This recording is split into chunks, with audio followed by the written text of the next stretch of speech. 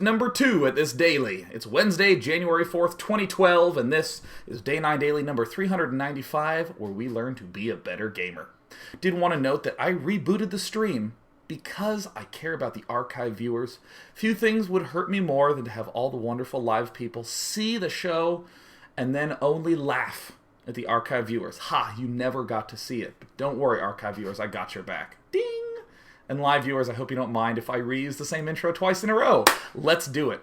In today's daily, we're going to get the chance to look at Bomber's extremely simple, clear, clean Terran vs. Zerg strategy that has really no difficult finesse to it. You don't have to be a king of harassment or multitasking. You just build a big army and then go kill your opponent with that big army. Sweet. Ordinarily, this is the point where I would talk about the subscriber mono battles coming up on Sunday, or talk about the Fun Day Monday topic for next week. But instead what I'll say is just watch the previous daily, Day 9 Daily number 394. I talk about all of them in depth. So now let's go into the topic at hand. Yes, Terran versus Zerg. What are all the things that freak you out in that matchup, Terran players? Oh god, all the all-ins, like Roach all-ins and Baneling all-ins. Speedlings are there all game long, counterattacks.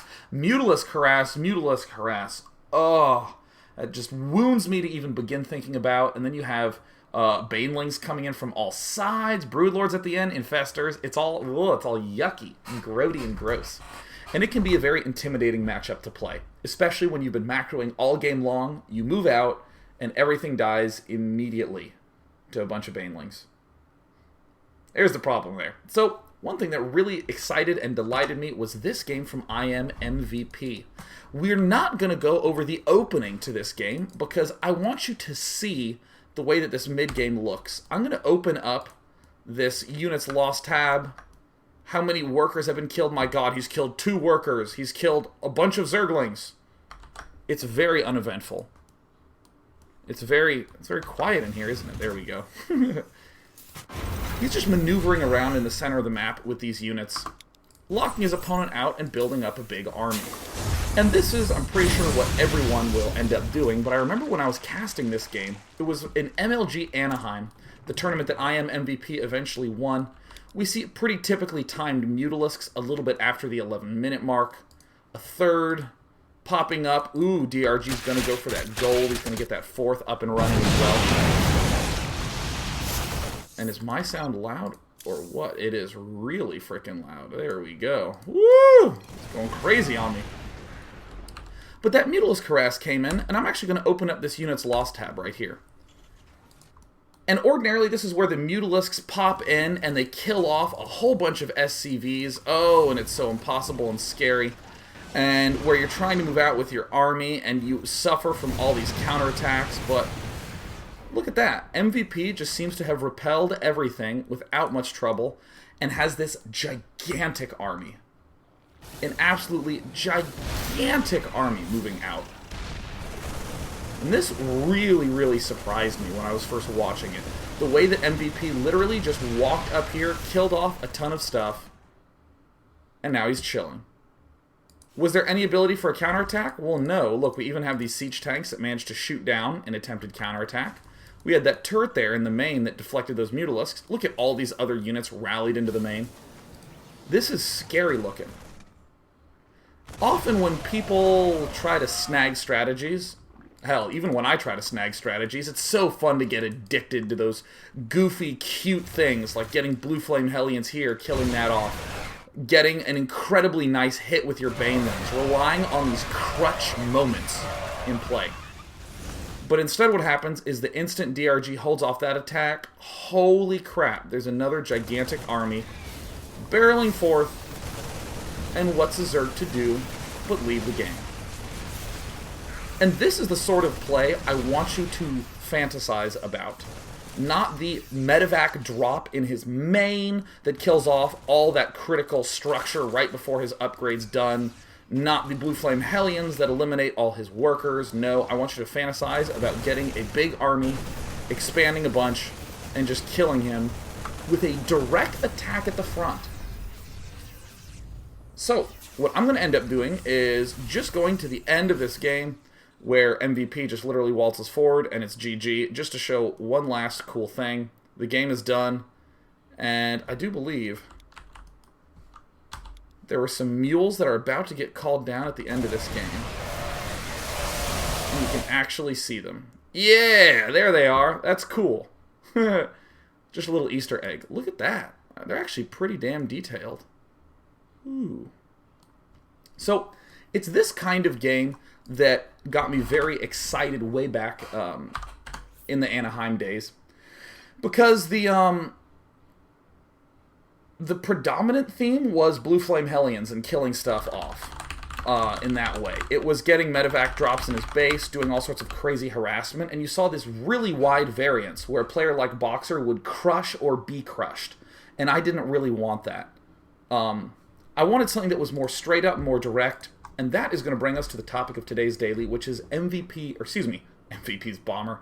It is Startail's Bomber, who does this ridiculously solid play where he gets up 3 command centers very quickly. He relies on siege tanks for defense, having everything sieged up, which is a little uncommon. Generally, players will rely more on Marines earlier. He gets upgrades really, really fast.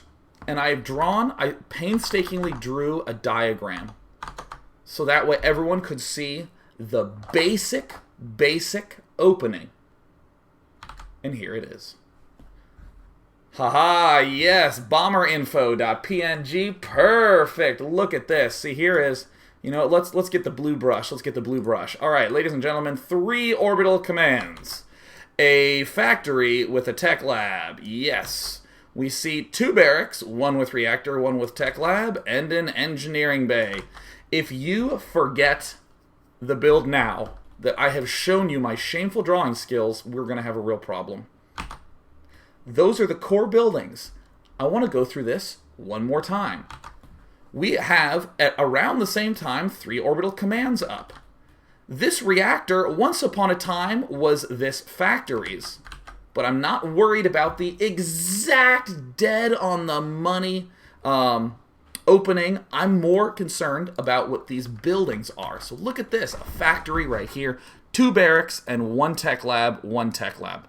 We don't have 2 tech labs getting stim and combat shield. We don't have 2 tech lab factories getting us a ton of tanks, just 1. And this is the most important building of all. I want you to note that this and this screams late game. Here in the big square is your defending structure. The siege tank is what really helps you defend. And then you build Marines because you're Terran. And when do you not build Marines? Right? Is that clear? Whoops, I accidentally... Oh, God, I deleted the video. Or the photo. Come on, no, come back. No, come on. Why do I have a picture of the engineering bit? No, I painstakingly traced over it. Well, whatever. So, guys, welcome to my replay folder. What we're going to look at is some of the games from Orlando, from MLG Orlando, of Bomber's play. Now, the first one that I'm going to show you is a extremely, ridiculously, outrageously solid game from him. Just no BS, no nothing, real ultra simplicity. Now all I have to do is find it. It's from the Winners Games. No, it's from the Championship game. It was his match against Idra. I think it was in the 8th round. Boom. Gosh, on the money. Folders inside of subfolders inside of subfolders. Yeah. We have Startail's Bomber here in the left position. And what I want you to note right at the start is we're going to see a bunch of different games from Bomber where there end up being a bunch of slightly different openings. You're going to see just one variation here, but the core elements are right here. Ugh, get away, ugly engineering bay. I drew a much better one down here in the bottom right. Excellent. Save that. Perfect. So I am going to start stating some slightly different openings that you can perform. You can go straight for the double Hellion play. You can do what Bomber does here and go for a delayed double Hellion play. Both are absolutely fine. How do you go delayed double Hellion? You just build your gas on 16 instead of on 13. No problem whatsoever. I'm also going to restrict everything to just the Bomber cam. We're going to see how little Bomber actually does this game. He goes ahead and he's going to be building a command center frickin' ASAP. Gets a marine out. But again, you don't have to build this command center right away. You can, if you want, build the factory first, get the reactor on the barracks, and then build the command center. I don't want you to obsess about the exact ordering at the start. I want you to obsess about these structures. Notice it is 2 barracks. It is not 3. It is 2 barracks. 2 frickin' barracks. Where's my brush? 2. Just 2. Excellent. We are rocking it out hard. We are the man. Oh, yeah. So let's speed it up and continue to become familiar with the build. Again, notice how unbelievably nicely timed this is. We build our refinery on 16 instead of 13, thereby giving us enough money to get a command center up and to get a factoire. Oh, yeah. By the way, I really hate when I close out of StarCraft 2 versions and vice versa. The tragedies of loading games via multiple patches. It always kills the sound. But no matter. Interesting to note, Bomber has actually not scouted.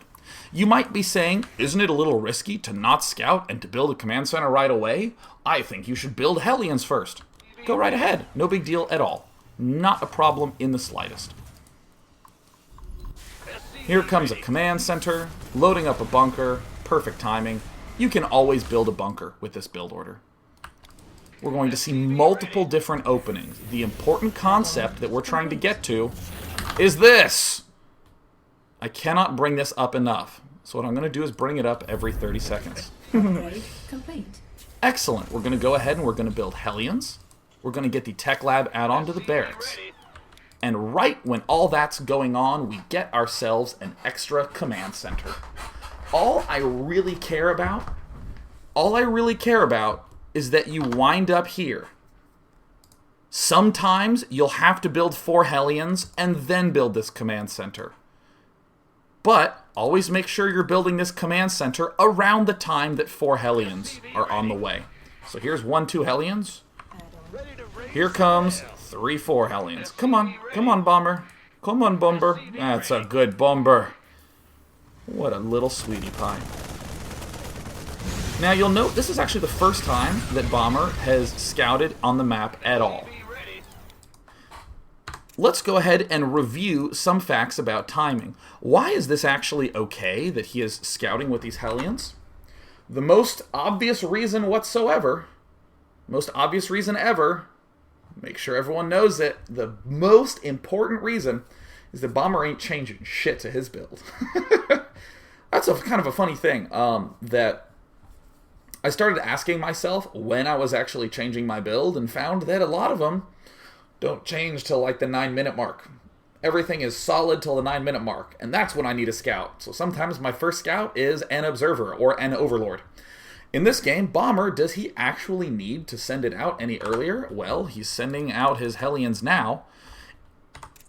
As a general timing, the amount of time it takes to start an extractor, mine 100 gas, start Zergling speed, and then finish it. In other words, the amount of time between building an extractor and when speed finishes is a little over 3 minutes. So, what that means is that if Bomber moves out right now and sees Zergling speed, he can definitively conclude that his opponent built a gas geyser on 14 before a hatchery. Definitively. Or is doing some sort of crazy all-in. If he moves out and he doesn't see his opponent having speed, he can assume that his opponent did some sort of very reasonable early expand. Or a roach play. It could be some kind of roach all-in. Not a big deal, but just note the deductive logic that was tossed out right there. Bomber makes this little switch here. And this is the important one. Right when he makes the switch, immediately gets siege tank in siege mode. This is the critical moment right here in the entire build. This is the most critical thing ever. The siege mode. That's how you're going to hold off a majority of the junk that can get thrown at you. And right around the time that you're doing that, go ahead and take the 3rd gas. I accidentally forgot to go over the 2nd gas, but we'll just go over that. The second game that we end up looking through. Now, many of you are looking at me going, wait a minute, day 9, there's a third barracks here. I don't want you to obsess about this. This is an effect of this slightly different opening that Bomber did. The slightly different opening. These are the important structures. It's these ones that are the really important core. Sometimes, if you go for a super econ focused play, you have a little bit of extra minerals to get a barracks. Maybe you're the sort of player who likes to be more aggressive, so you built 4 Hellions instead of 2, that's the standard, but Bomber cut those 2, and is now building another barracks. Now, what is the last thing that we're going to expect to see? An engineering bay. Yeah! Building Marines, building tanks, cool. We are not going to see any sort of speed at all when it comes to getting stim and combat shield. We're just getting them eventually. Notice just gentle poking and prodding in the units lost tab. We've lost nothing with Bomber because we haven't even moved out. We've just been sitting back. There's a fairly early engineering bay. Excellent. All the pieces are done. Ladies and gentlemen, I want you to see the core of Bomber's build. All this. 1, 2, 3, command center, engineering bay. Here's 2 barracks, 1 with reactor, 1 with tech lab, 1 with reactor, and a siege tank factory guy churning out siege tanks. Excellent. When do we need to build turrets? I ask you, when do we need to build turrets? Probably at around 10 minutes and 30 seconds is a pretty typical time. Not really any sooner. And why is that? Because we just know the way our timings work. Now, Bomber moves out around the time he has 2 to 3 tanks to go take this orbital command. Tanks are the big key to being able to defend stuff. That is the most important piece to the puzzle. All these tanks. And at this point in time, everything's actually going to play out pretty straightforwardly.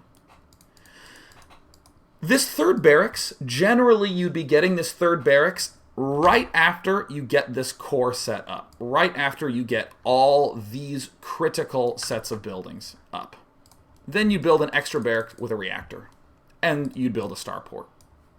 Still want you to obsess about these in your mind. And now what Bomber's going to do is play way defensively. These turrets, way early. You heard me say 10 minutes and 30 seconds, about 10 minutes-ish. Very common time. Where is Idra's Spire? There it is. Idra still has 20 seconds left on his Spire. If you just come here, and there's 30 seconds on the mutalisks. I mean, it's still like a full minute before mutalisks even pop out. And if you rewatch this replay, you'll see Idra actually got quite a fast layer. These are some important times to know. And a lot of the bronze silver folk out there will be asking, well, you know, in my league, timings are seemingly random. I have absolutely no idea how I would measure those times. For the turrets, you can still just build them around 10 minutes if you're feeling really nervous. But it's very difficult to have a scary amount of mutalisks before that time. So I want to show you something that is going to look a little bit weird. Stim is not done, and yet Bomber is getting ready to get +2, +1 upgrades. In my eyes, the entire point of this build is to get +2, +1 really fast, and then +3, +2. It's to make your Marines awesome. Bomber is not scared to make defensive structures. You shouldn't either. Look at Bomber going crazy with the defensive structure. Having very little scouting.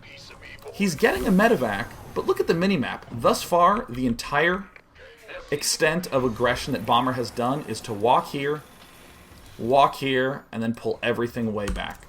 Right now, he has just lost a little bit of stuff, and I think some of that was just from a cancel. Isn't this build easy? You're literally just making Marines, getting your upgrades up, taking a third, and building a bunch of defensive structures. All these buildings are what we need. Yeah.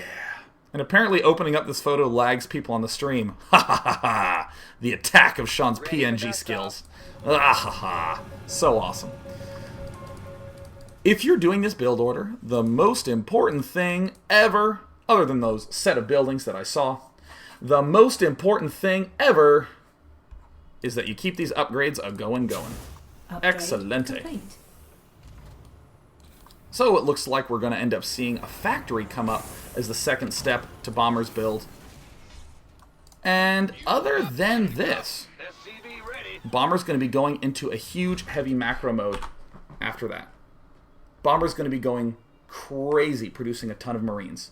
You've seen the start structure. When we come back in part 2, we're going to show how a really huge army operates. And then what we're going to do is walk back through this build order and see all sorts of other goody goodness that can occur, such as different openings, and in particular, how to crush a variety of Zerg styles. Yeah! Going on a break. Oh, it's gonna be good. And just for the record, don't forget these buildings. Don't look at me. Go on the break. There we go. See you in a sec.